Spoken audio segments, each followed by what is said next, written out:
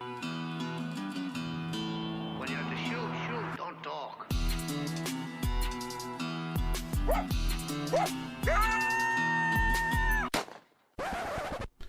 All right, everyone, welcome back to another Trap House podcast. My name's Justin Jett. Today's show, I'm just going to hang out with Charlie. We're going to sit back and address some questions that people have sent in, talk about some current things that we're showing on the Hoosier Trapper Outdoors. And I hope everyone's having a great trapping season and holiday season. But before we do that, I do got to mention we do have the new Trap House podcast t-shirts available now. That's at HoosierTrapperSupply.com. Make sure you hit up the website. We got all your trapping needs. And like I said, the new t-shirts are there. They're on the homepage currently.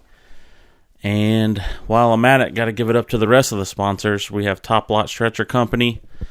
Their website is toplotstretcherco.com. And I've said it a million times. They have awesome adjustable stretchers, made particular to that animal, whatever you may be after. If it's adjustable fox stretcher, adjustable even fisher, coyotes, bobcats, that sort of thing. They do a good job. They make a quality product, so check out their website. We have WeebyKnives.com with us. There's quite a selection there. You got skinning knives, fleshing knives, stuff you could use in the field, fur handling tools, all that good stuff. WeebyKnives.com, check it out. Then we have J3 Outdoors, maker of the Hags bracket. Jeff makes a great American-made product there. He's got bait holders, beaver rod ends, the tail hooks, the universal lock, spring clips. Very slick website, so check out j3o.com for all that good stuff. And he's got a line of coffee out too called Trapline Coffee. There is a Trapline blend, a Kodiak blend, and a cherry red blend. I'm not much of a coffee drinker, but I'd definitely give this stuff a shot. And before you go out on the Trapline, get you going. So, all right, thanks for tuning in, and we'll catch you on the next one.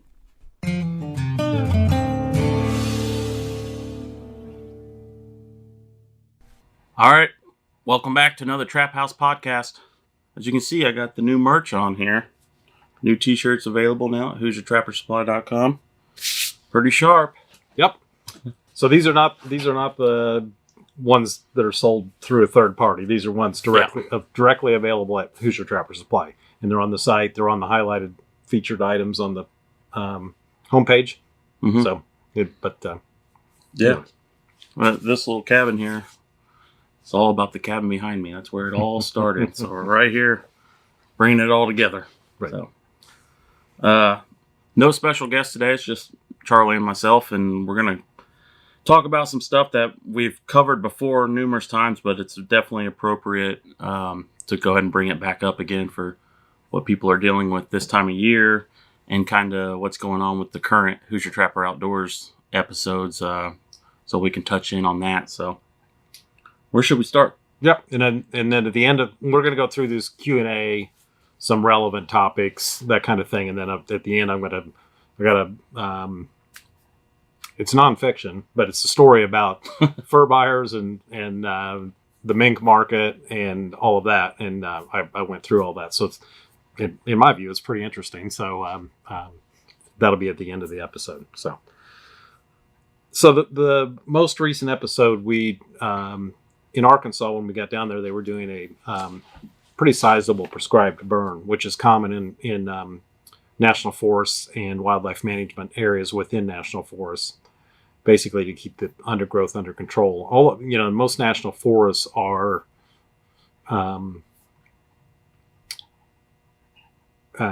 working on the natural resource of timber, particularly in the South.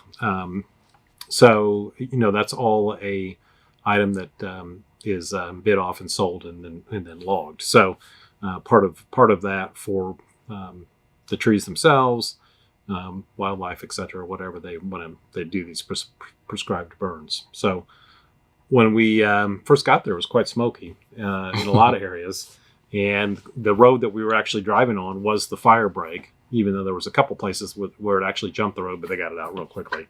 And we had evidently got there at the tail end of it. So they had evidently, I don't remember what day we got there, but the day before is evidently when they kind of quit, because they were still monitoring the roads some.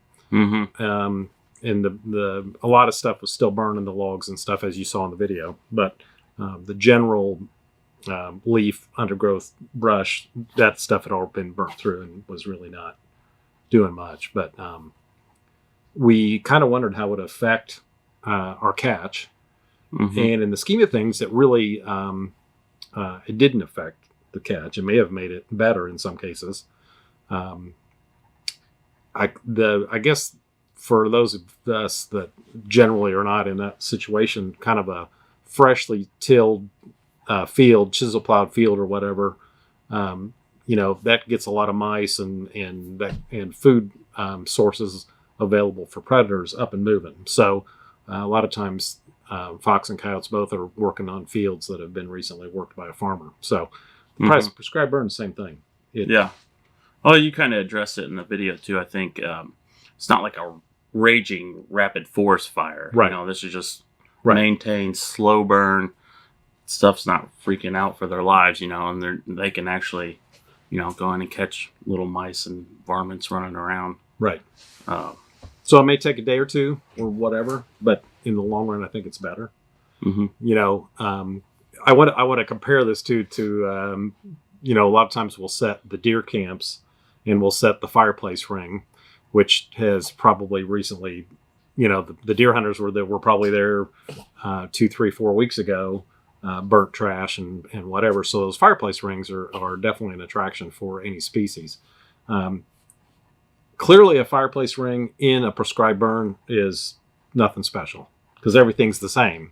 So it's not a standout.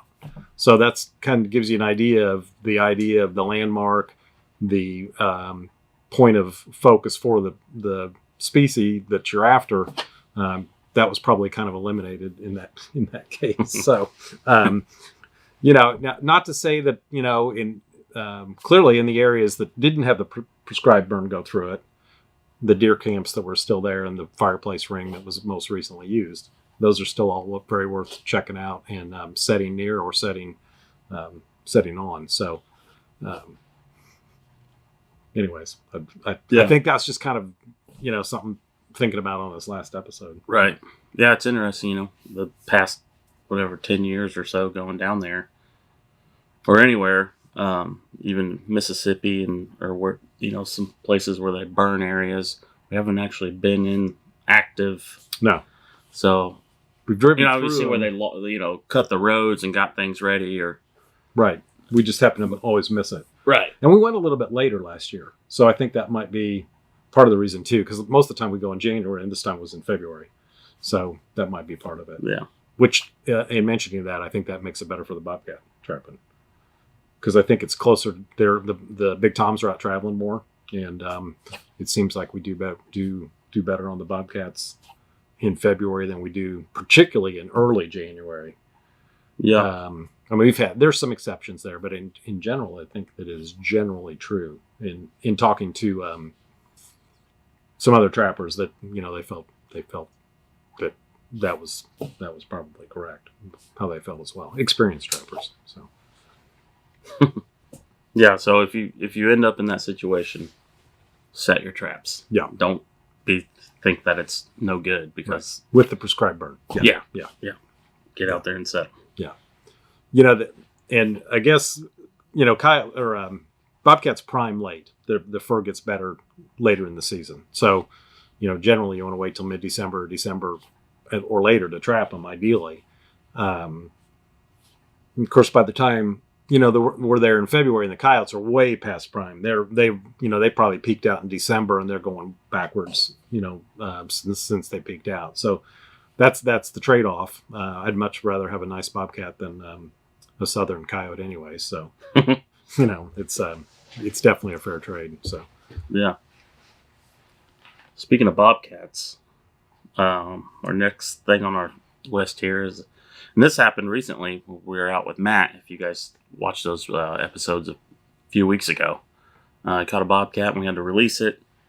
That's a question that comes up all the time, either by phone or online. Someone's always asking how to do it and what's the proper way, because you could actually cause some harm and potentially accidentally dispatch a bobcat when you're trying to release it. Right.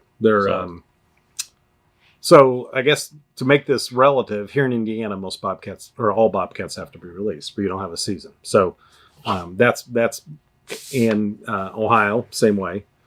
So there are states where it is relevant to talk about turning bobcats loose. There are also states like Illinois where it's very, very limited number of. I think they issue tags or it's a draw system or whatever. So they're still turning a lot of bobcats loose too, and in states that. Once Indiana ever gets a season, we'll have a quota. There'll be one per trapper, most likely. So the trappers in the areas where the bobcats are will be still releasing bobcats. So the best way to release bobcats, there's really two methods that are good for releasing bobcats. One being the board, 4x4, roughly, sheet of plywood. You can make it like a hog herding panel with the handles at the top if you want to get fancy, but you need a little notch at the bottom. Mm-hmm. And it doesn't have to be that big, roughly, like that. And basically that notch is where the foot of the bobcat is. Right. And then you've got the cat on one side, you're on the other, and then you can get the trap. Let's be clear about that. You're on the opposite side. Yeah. Unlike a lot of coyotes that cower down when you catch them, bobcats are always ticked off and they're always wanting to eat you up. It doesn't matter if they weigh 7 pounds or 30 pounds. They are all ticked off and not happy about the circumstances. So you do have to be careful with them. Right. And then the other method for turning them loose is a big tub, a big tote or a big tub. It's going to be fairly good size. Obviously, you're going to, tilt it towards the cat and then go over. And then same thing, the foot's going to be sticking out, and then you can release it. You want to talk about using a catch pole on a cat? I mean, the catch poles, it's just very risky to use one. Mm-hmm. I will say on the tote, if it's smaller or thinner shelled, some people would sit on it and get the foot off or trap off the foot. But if you're a big old boy, I wouldn't do that. You might fall through and have an issue. Oh, yeah. But generally, that cat will once it's in the dark, it's probably going to settle down and just sit there while you can do your thing and get the trap off. Right. But I would recommend a sturdy tote. Yeah. So, yeah. But as far as using a catch pole, and sometimes people are in a bind and that's all they have. You're gonna have to do it extremely quick if you go that route, which is not recommended. Not recommended at all. I would try anything else before last ditch effort to remove the animal. If you do use the catch pole too, you want to try to get a front leg in. Yeah, if you can get, because here their arteries are real tight, small. It takes no time at all to choke out a cat, and if you use too much force, you can actually damage this area. And even though you release the cat and it runs off, it could have some issues later on that could be fatal. Charlie mentioned the arm or having a foot in there. That's more so the catch pole is like across the body. It's not all on the neck. So it's here and it'd be under this arm. So it's across either side.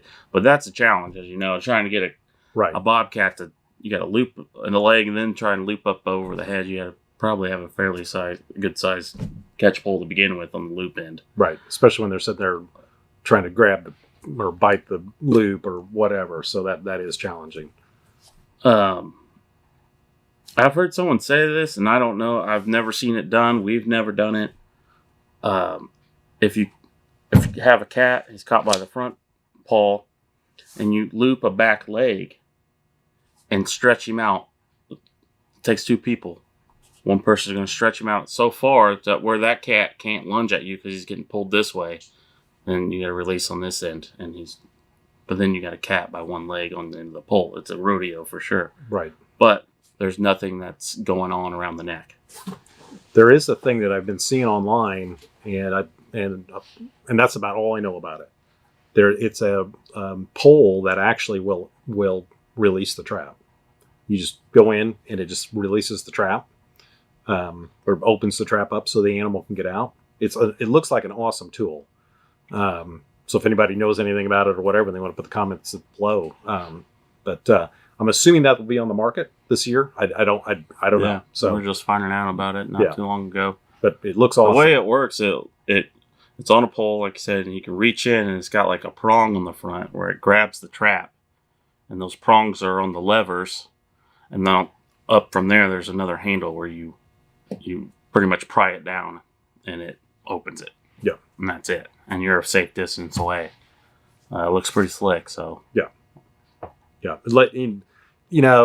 in Indiana, our fox and coyote season comes in October 15th, so everything but skunks has to be released. So for that, it would be handy for those that start that early, whatever. So any of that stuff would be good. So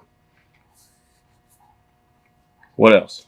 Oh, I got a quick story. So, and I've mentioned this before, but Ardell Graw, who used to have Trapper Days, he'd have a contest at his Trapper Days. Now, recently, Ardell just died a couple of weeks ago, in fact, at Graw's Lures back in the 70s and 80s. He was very well known, still known too, but very well known back then.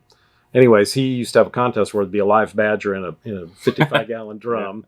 And an empty 55-gallon drum nearby. Well, the idea was you reached in, grabbed the badger barehanded, and transferred him to the other drum. Yeah, it's a contest. Right, it was a contest. Who can do it fastest without getting bit. Without getting bit. So the story is, and I've been to Ardell's place, but I never went to his Trapper Days. So this is through someone else, but very reliable sources. So Ardell would go first, and he would open the lid, grab the badger, pick it up and throw it in the other barrel. Well, the badger was in the dark. Yeah. His eyes had not adjusted to the sunlight when you open that. And Right. Pretty much blinded it. Right. So the next guy up, the badger at this point's irritated, because I think they're always irritated. And his eyes have adjusted. He's getting used to the daylight. So that turned into some issues. But anyways, it's a good story. You're talking about the cat being in the dark, so that made me think of that. But yeah, that's hilarious. So, we should try that sometime. Yeah, let's maybe with a coon. Well, that'd be even worse, probably. Yeah, that would be worse. So I'm sure most people out in the country are feeling a little chilly. Even in this deep south, we got a little chilly this past weekend with this weather. But difficult time for trappers out there. The biggest part of the game is keeping your traps functioning through this tough weather. A lot of freeze and thaw, rain, snow, sleet, you name it. And especially for guys like us here in Indiana, it's never consistent. You can't just have a nice freeze over and just deal with it. It changes constantly. Right. So yeah, those of you in the Midwest, Illinois, Indiana, Ohio, we're all kind of dealing with the same thing. Give you an idea, it was literally, depending on the thermometer you looked at, last Friday was 8-9 degrees below zero, actual temperature. And then the wind chill factored in, because it was very, very windy, was 30 to 40 below wind chill factor. And that was Friday. Today is Wednesday, and it was up almost 50 degrees. And by Saturday, it's supposed to be 60 degrees. So, I mean, that's a crazy swing in temperature. Right. Which creates... definitely we had a little bit of snow, maybe a couple, 3 inches, and then we're gonna have some rain or whatever, so it's gonna get more trapping season with all this mud. It's gonna be real muddy. Yeah, mucky and muddy. So if you had trouble chipping in an ice set trying to bed a trap, couldn't get it bedded in there to save your life, and now you'll have plenty of mud to bed it in now. Yeah. One thing I want to mention, there was some couple guys in here on Thursday, and that weather was fine, and we'll start changing that evening, and then the next day it was literally dangerously cold, particularly with the wind chill, because it was very windy. And they were going to go out and set traps that Friday just to see, it's like, oh, guys in Canada and Alaska do that, so, we're going to go out and try to experience that. And and I know the guys in Canada and Alaska deal with very harsh, very weather, lots of snow, cold weather, whatever. But if you talk to them, when it's really bad, really windy, dangerously cold, they don't go. Yeah. I mean, most of their stuff's snared. It's going to be dead anyways. They don't go. They just wait it out, storm to calm back down, and then go back out. Still might be 0 out or 10 below, but if the wind's not blowing, and everything's relative. And this, you got to be sensible, particularly when here in the Midwest, when we're not really accustomed to that weather. It'd be pretty dangerous. So, anyways. That's my soapbox, but be safe. Yeah, Safety first. yeah, be safe. Yeah, it's all supposed to be fun, So Be fun, but it's not so fun when you lose your fingers, just frostbite. right, fall through on bad ice, whatever. And it clearly at that point the ice was just forming, so it wasn't thick enough to hold you. So yeah.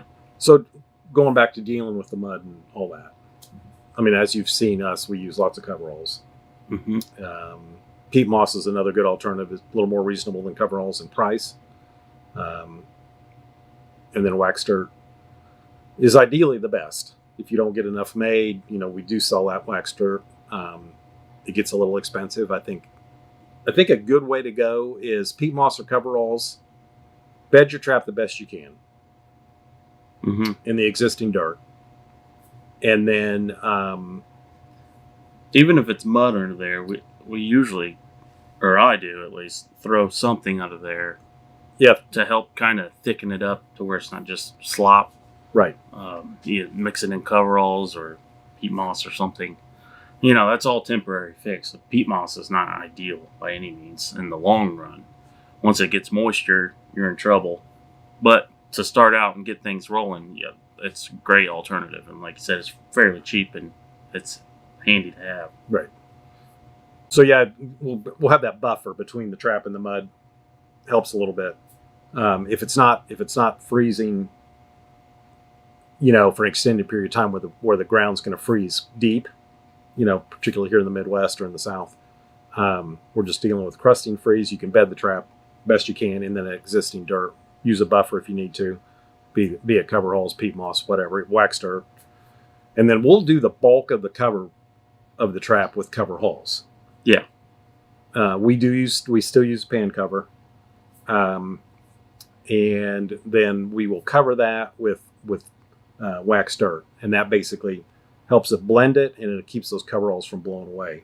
If you're using peat moss, some guys leave it, and some blend it. In the wax dirt would be good to blend that as well. So ideally, all of us should get all our wax dirt made back in August, September, or whatever, and in a perfect world. Yeah, in a perfect world. So, Yep.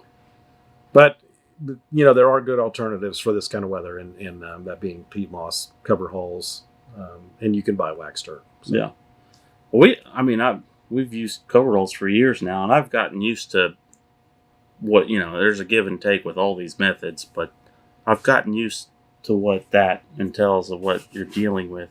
It's not ideal, like you said, because it's lightweight and it is hard to bed with, but when you do like that buffer layer underneath, it doesn't make it as bad. Right. And you do all the other little tricks to help stabilize your trap. You kind of dish it out so it connects more on the corners of the trap to keep that from teeter-tottering. Things like that. A smaller bed, things like that really adds up, to keep it, working well. Right. Yeah, that's a good point. Don't dig your trap bed any bigger than it absolutely has to be. Yeah. Because if you just had a pile of coveralls right here and you set a trap in it, good luck. You know what I mean? You can't. Right. You have to do some other stuff there. And it's more or less just getting out there and working with it, and you'll figure out what works best for you and your, weather conditions. And a common question is, well, doesn't that make the animal shy away from it? Yeah, it may a few, but overall it does keep you going, and you will catch a lot of animals that come into it. So yeah, they're very well. Animals will just pass it up. Yep. But then they might come back. Yep. So it keeps you going. When, it's better than sitting at home watching TV. Right. So you're done for if you're not. Right. Speaking, I got to bring this up because it just kind of blew me away. I saw on the Catch Circle, which is our our Facebook trapping group where everyone, anything goes really. It's trapping related. But there's a guy that posted last night, and he said after he dispatched this coyote, how concerned should he be with the casing landing by the set for the remake? I'm bringing this up because I just don't overthink this stuff. Yeah. It's not rocket science. They already know you're there. I mean, these predators, they know their surroundings. They know something's a little off. They're extremely wary. If we're talking about coyotes, just get in, make your set, do the best you can, and move on. Don't worry about a shell casing scaring off a coyote from your set. Yeah, things like that. Before I started trapping, you always talked about the scent. People were really cautious about what they were wearing. Years ago, it was crazy. And I'm telling you, it's gotten totally different these days of how people are. We know several trappers don't even use gloves and things like that. Right. I mean, we do, but it's not the end of the world is what I'm getting at. So just don't overthink it. Do the best you can in the weather and with the set. So yeah, we actually get some crazy questions on one that came through here this fall that kind of made me, in 40 some years of doing this, scratch my head. Was the guy was concerned that the dirt, what about the dirt that may sift through a fiberglass pan cover because it's not because it's like a screen. Don't be concerned about it. Like Justin said, don't overthink it. That was over the top. So hey, I guess if you don't know, you don't know. Yeah. But now you do. Yeah. If you're watching, you know. What else we got, Charlie? Somebody recently mentioned about cold weather and primeness, and they were waiting the weather to get cold and whatever. And so trap when you can. Trap when you have time. If you have the available time that you can pick and choose when you want to go, do that. Like I said, bobcats prime late, coyotes prime earlier. Try to hit it accordingly. But the big thing is to just get out and trap when you can, have a good time, catch some critters. Clearly, the later you wait in the season, the more bad weather you're going to run into, generally speaking. I mean, it was, this fall around here was pretty ideal because unfortunately, we didn't have time to fit much in. But I always feel like that's the case with trapping coons. Yeah. Catch a bunch of them early, but they're all blue. They're not really prime yet at all. But then later, once they're about ready and it starts getting cold, they do that semi-hibernation. Yeah, they deal. lay up. Yeah. They're harder to catch for that reason alone. They don't run as often. So it's definitely a balancing act. Right. But just like you said, just go when you can, when you have time. Right. Get time off work or whatever. And a lot of times, guys will be concerned about primeness of fur, which in this fur market, definitely the prime fur would be what sells versus, stuff that's not prime. But it's the market generally, and speaking other than bobcats, otters, and beaver, if it's not prime, then so what? Because if it were fully prime, it's not going to be worth that much more anyways. Yeah. So, Yeah, it all depends on your end goal Right. too. When I'm bringing up the coon thing, obviously coons aren't right. next to nothing unless you got something really special and prime and ready to go. But if if you're just trying to eliminate some issues near your deer feeders, right. and it doesn't matter what time of year it is, just do what you got to do. Right. Degree of primeness is triggered by shortness of daylight hours, not particularly cold weather. A lot of guys will say, well, we had a freeze in late October or mid-October. They ought to be getting their winter coat. Well, it doesn't just happen overnight. It's all timing, and the shortness of the days is really what triggered that and what caused primeness. If we had an incredibly cold year, maybe to a point, but I think it has more to do with lots of more overcast days, just less daylight. Really, as what It's crazy how that works. Really. Yeah. So, What else? so we've been having a lot of questions about selling fur, Yeah. and I know growing walls are running some routes in some states where they can, I know they want beaver from everywhere, and they are running some routes, and we're going to hopefully be able to get him here at our shop. But for those of you that obviously don't live in this state or whatever, you clearly check out Growing Wild Fur and Wool website and see if they are running routes in your area, and keep an eye on it, because I'm assuming they're going to add routes as we go into the spring. Yeah. So the trapper sales will be available. Yeah. Check with your state association, see when their dates are. Right. Ours is when usually? Ours here in central Indiana is the Bartholomew County Fairgrounds, and it's usually the first Saturday of March, and that should hold true this year. But just watch social media on that. The advantage of the fur sale, the Trapper Association sponsored fur sales, is there will be buyers there looking for specific things, actual buyers that are selling on the fur market, but there will also be buyers there looking for stuff that they can sell novelty. So get tanned and sell it that way, either making stuff out of it or just selling the tan skins. And those guys are a little harder to reach just for the average trapper, because they don't have a shop a lot of times, so it's kind of a word of mouth thing. Right. And they show up the sale because they know that they can buy the stuff at the sale, particularly now, those guys are able to buy it reasonable for sure. And so that market is the driving force behind skunks for sure. In anything that would be a little different certainly goes to that market, or the taxidermy market. If you've got, we mentioned it before too, if you catch something odd, list it on taxidermy.net and you will come out quite well on that. But going back to the fur sales, there a lot of times there'll be buyers there from out of state. They're traveling and looking for fur. Because we don't have huge concentrations of trappers like we once did, these guys know that if they go to a sale that they can get a certain amount of quantity of fur, in front of them. They got a chance to buy it. So there is definitely an advantage to that. And it basically all comes down to who shows up to buy on how successful those sales are. We have certainly seen that over the years. So yeah, that's a great way to get connected too. Yeah. Just being there. Yeah. You never know who you'll meet. Then you can meet all the individual buyers. It's at minimum, it's a great, even if you don't have fur to sell, it's a good, 3-4 hours of social. Oh yeah. Just go hang out. Yeah. Drink some coffee and share stories or whatever. Yeah. Talk trapping with trappers that are there to sell fur or not to sell fur, or there just to see what's going on. So, anyways.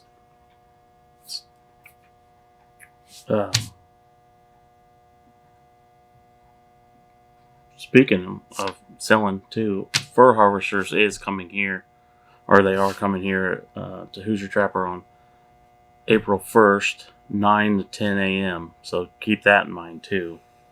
For those of you, obviously, that don't live in Indiana, we have a lot more listeners outside of Indiana than we do. Right. Just check their website, the Fur Harvesters Auctions, and check out furharvesters.com. Check out their website for people that are running routes to pick up fur. And this is for consignment purposes. They're not buying, they're not writing checks. That would be strictly fur that's going to the auction at Fur Harvesters. Mm-hmm. So, and if you look at their website, they'll have their last receiving date, which is the date that they have to have fur in the building, so they have time to get it graded and allotted and all that. And then they'll have their sale dates. So, there used to be North American Fur Auctions. Of course, they went under. And then there's always been Fur Harvesters as well. And Fur Harvesters is still going. It's basically the only auction company we got left. So, here in North America. So, definitely check those out. So if you want to sell fur, there are places to sell fur, for sure. Yeah. It may not be in the local... Somebody is always wanting the guy right down the road or in their county. Right. But those days are gone. Long gone. Long gone. So... What else, Charlie? Well, we can get to my fur buyers and fur buying story.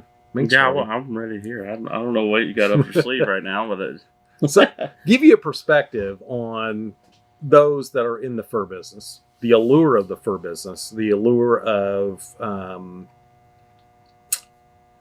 buying fur, the entrepreneurial side of that.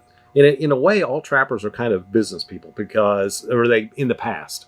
Nowadays, not so much. And our standard line here is if you're 35 or younger, most guys don't even ask what the fur market is. They're trapping. But back in the 70s and 80s, when the fur market was in its peak, trappers were definitely of the entrepreneurial side of their, that was the perspective, because they go out, make an investment on equipment, go out and line up ground, catch fur, and then sell it. So, all of us at that point had that. And then a few decided, well, they were going to get in the fur business, or they liked the idea of the fur business or whatever. So back in those days, a lot of trappers that became fur buyers normally came, and this is what I did, became connected with a much larger buyer that they would sell to, and they would give them guidelines on what to pay, and over time, train them on how to grade fur, what they were looking for, all of that, keep them up to date on the market. And generally, those guys would make good on what they told them, even if the market adjusted. Of course, they would get with them and say, hey, you got to adjust down. During the 70s and 80s, a lot of times it would just adjust up, because those were really good years. But there were a few times where it did adjust down and make some corrections. But in general, those were really good years. My first year buying fur technically was in 1975. Generally, from 1976 through the 91 season, I was buying fur.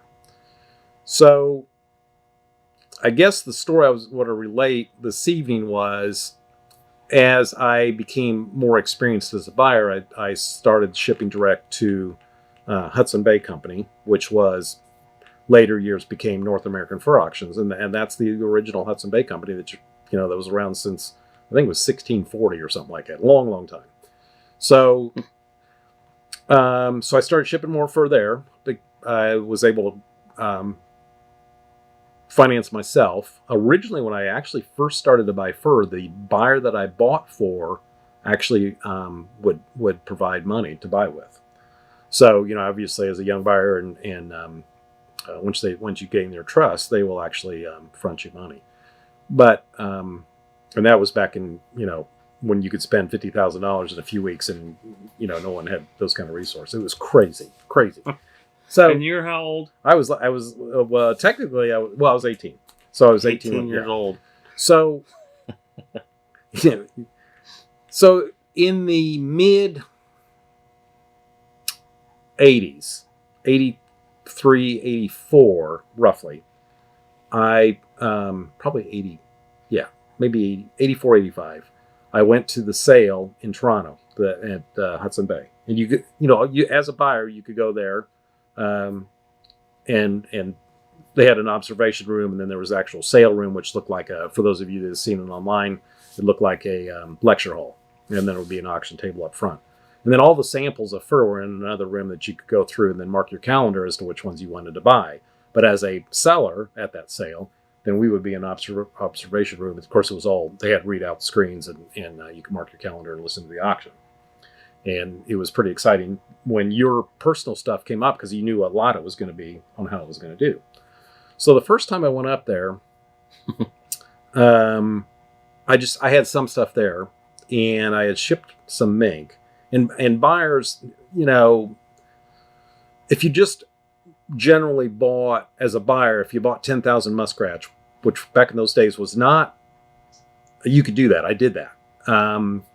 Nowadays, you couldn't buy 10,000 in the whole state of Indiana. It would just be virtually impossible. But you only might buy 200 or 300 mink or whatever. There was never a huge number of mink. So I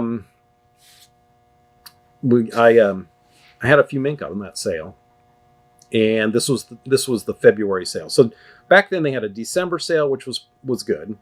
Then they had like a February sale. It might be February, it might be early March, but we generally would call it February sale. And then there would be a later sale, like April, late March, April, even maybe May. And then there might be a summer sale. But that February sale was always kind of the target sale. That always seemed to be a good sale to be on. Well, anyways, I had some mink on there, and the mink were like crazy good. I mean, like windfall profit. So as a buyer, it's pretty exciting. So the next year, I kept that in mind, and then I shipped mink for reference. I shipped mink to the next sale, and I was like, I barely broke even on them. I mean, it was like night and day difference. So all right, so the February sale is the one to sell mink on, and I had always heard that, but now I was getting a dose of it. So So the next year, I was like, all right, I'm going to try to buy more mink, which is not, unless you went out beating the doors of dealers and getting crazy, is not that easy to do, just to buy mink. So I think I was out in Pennsylvania selling some coon one time, and I did buy that guy's mink. The dealer that was buying, but he only had like 18. So anyways, I was able to put together a few mink. I think I had almost 300, 200 and some. Went up to the sale. I was at the sale, and they did really, really well again. So now you know you're like February. Right. Right. That sale. Here again, shipped them up what I had at the end of the season, and then the later sale, here again, barely broke even. I mean, on them for the investment. I mean, just barely broke even. So it clearly had to be that sale. And the idea was, well, they're worried the mink are springy and they're not near the quality if you go later in the year. I think generally those buyers had their needs filled with that February sale, and they just didn't, So it was that one sale, and even the December sale. The December sale, they may have not even offered mink. I don't remember.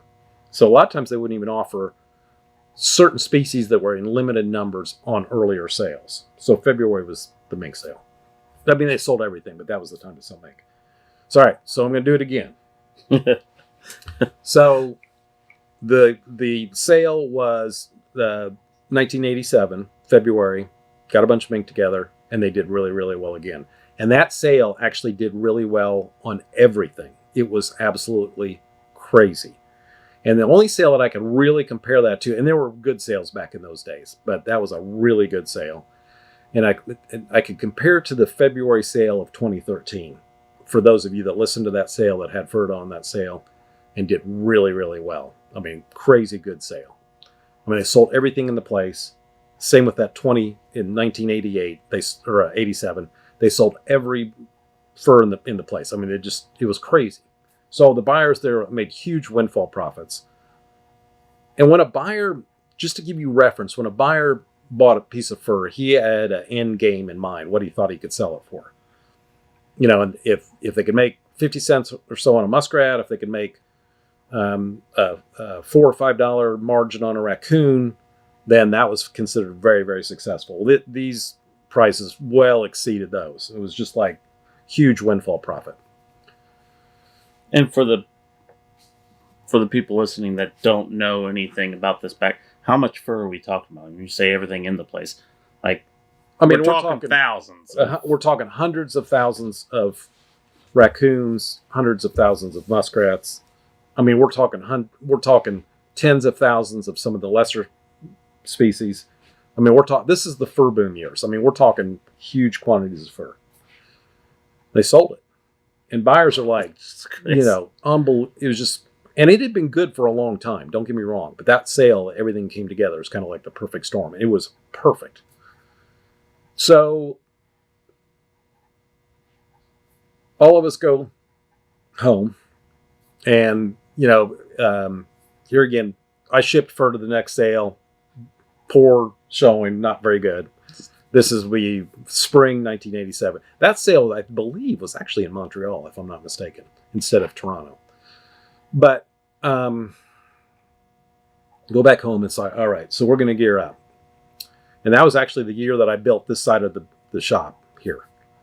And started buying fur.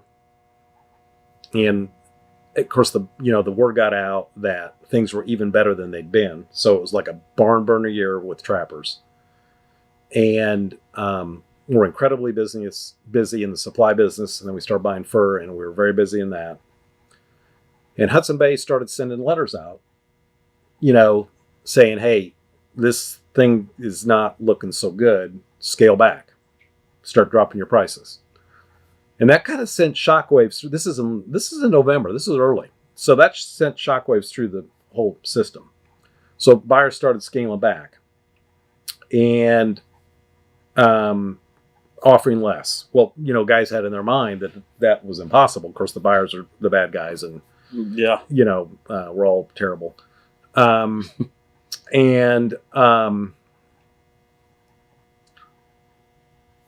it continued to slide, and they kept sending. And back then, it was like, it wasn't emails; it was snail mail. So they'd send out these letters and say, "Hey, this is not looking good."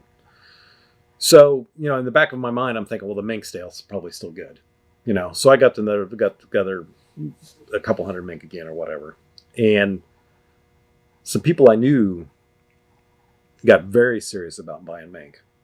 I mean, very serious. One guy mortgaged his house. One guy basically financed. I mean, we're talking guys who were buying 10,000 mink, or 5,000 mink. So, we're all thinking, well, the coon are sliding, maybe the other stuff isn't so good, but the mink will probably still hold up because they've been so good. You're always the optimist, Yeah. So, and these guys, it's just like the guy that goes to the casino and loses all his money, and then he's, taking advances on his credit card. So I didn't do that. So we come around. We just came off of that sale in February of 87 that was just like a barn burner sale. We're going into the fall of 87, and things are starting to look like pretty shaky. And we're all, a lot of buyers are like, oh, we've seen this before, there's been some corrections, whatever. So we get to the February sale, and we're all there. I remember my wife Angie was with me, and Andrea, who works here now, was a baby. She was 1 year old. This is in 1988. My wife. Yeah, Justin's wife. She's a baby, and we had her at the sale as well. And that sale started, and it was a disaster. There was one story that was it's secondhand, but it's good secondhand information, where one of the guys, one of the big buyers, had offered somebody that had a bunch of mink, like, the day before the mink sale, he said, I will buy those mink from you. And he was going to offer him a profit, and the guy declined it. And we're talking several thousand mink. It was in the deal. He declined it. So the mink sale comes along, and it's as bad as everything else. It was not good.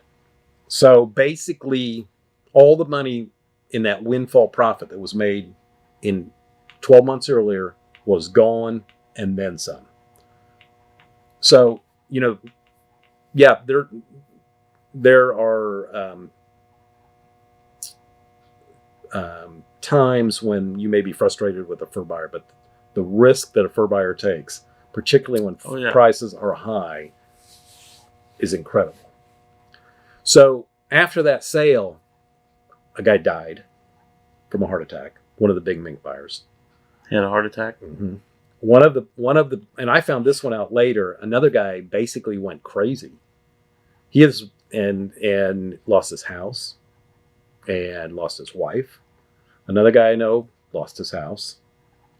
So it was no joke. It was very serious. It was a huge economic collapse of the fur industry, and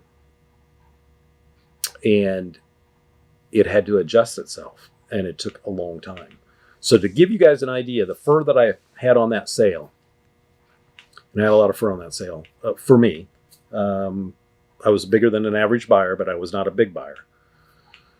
And I'm talking buyers that buy 100,000 coon. I was nothing like that. It took me 6 years to get that fur sold, and the fur at the end of the 6 years, on years 3, 4, 5, 6, 4, 5, 6, 10 cents on the dollar, 15 cents on the dollar. At that point, it's just like kind of glad to just clear the books. Just get it out. Yeah. Right. So I continued to buy. That was 88. So then that season, the next season was 80, 88, 89, 90, 91. And I continued to buy it for 2 more years. And then at the 91 season, it was like a call to quits. It was, the biggest problem was that you could sell fur at that new level. But we were buying muskrats for like 75 cents. We were buying coons for $2. And you could make a small profit off of that. You couldn't make the $4 margin because you were, Yeah. But you could sell it and be in the positive, but no one would bring it in. And then labor got so expensive, you couldn't justify even paying yourself to do the labor. I mean, it was, even if you did, and I did the most of that back then by myself in those years, not prior to 88, that I had additional help in here putting up fur handlers. But no one would bring the fur in because they had so many good years. I mean, basically it had been good for 11, 12, 13 years with a few corrections, but they were minor corrections as compared to this. This was a complete overhaul. So that's my story. I almost had a heart attack. And That's wild. And it's like, I mean, you've told me this before, Yeah. but just hearing it again, it's been a while. yeah, and I have relayed part of this, but I never really relayed this mink story, and here were these holdouts, and I remember these guys, and that story about the offer for the mink from one bigger buyer to somebody else. Oh man, That pretty much, I think, is pretty much 100% factual. I need to check with a couple guys. I need to get with Keith Winkler was at that sale. Tim Caven was at that sale. The big guys for that time are no longer with us. Ed Bauer was at that sale. Letty Shada was at that sale. For you old timers that remember those names. Several others, and a lot of those buyers are no longer with us, and a lot of those buyers were not around much longer after that. So it was very devastating in this industry. So when it was funny because when 2013 came around and prices were crazy good, we had that February sale. It was really, really good, and then that sale, that fall, things started already falling apart. Now our coyote season, or our coyote market, actually stayed good. It even got fairly, that was one of the things that stayed fairly good, up until a couple years ago. But these guys were jumping in that they're going to get in the fur business now, and it's like that is the wrong time to get in the fur business. You never jump in when it gets high like that, because there's only one way for it to go. Yep. I mean, there's two ways. It could either stay basically the same, which it's not going to stay that high, most likely, or it's going to go down. Well, of course it went down. You don't jump. Just for those of you that are thinking about this, now is the time. If you want to dabble in buying fur, now is the time. Now is the time. Hell, I even thought about it. Yeah, I mean, it's just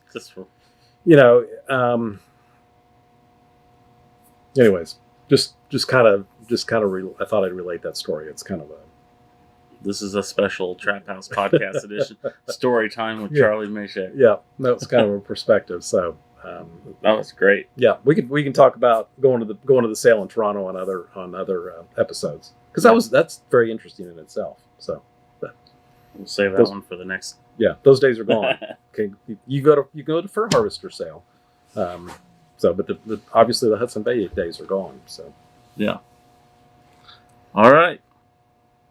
We'll see you next time, and next week we're going to drop the Hoosier Trapper Outdoors. So we'll see you then.